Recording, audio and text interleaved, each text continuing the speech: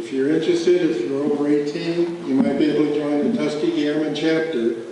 And our primary thrust is to help educate younger children, to give them some sort of mentorship as well, and to give them the guidelines that we learned so that we could become successful. And from all indications, we've made a big success of it. There's a new movie coming out in, I think it's in May or June. Steven Spielberg is producer, and it's going to be all about the Tuskegee Airmen, so hopefully you'll be looking forward to seeing that.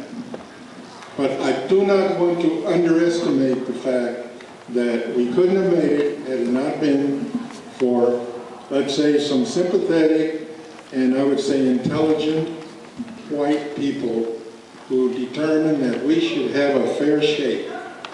It wasn't all just black and white, but they wanted us to have an opportunity to prove ourselves, and without their intervention, we would not have been able to do that. He mentioned Eleanor Roosevelt. We also had some senators like Harry Truman. After the war was over, Harry Truman, who was a senator when we first started the war, he became president when Franklin Delano Roosevelt died. I'm sure you've read that in your history. And he decided that he was going to ban discrimination in the armed forces. Boy, what a big thing that was for us, because if we had had that when we started out, maybe we all would be generals instead of just colonels.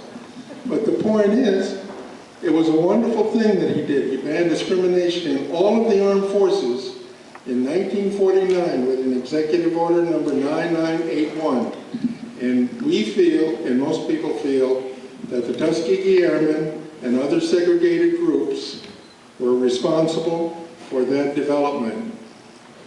What happened after that is that the Army and all of the armed services gradually began to be more civil and more equitable in their treatment of black people. And it gradually it gradually went down to the civilian population. Even the civilian population became more civil and respectful of us. And that's why today we have United Nations here. In the good old days, we didn't have United Nations. It was either all black or all white or whatever. And now things have improved to the point where when I was a kid and I hated this country, I can say without any question that today this country is the best country in the world, and if it gets into trouble that I can handle, I would be very happy to re-enlist and fight for this country, because it's the best country in the world, and I'd be willing to die for it if necessary.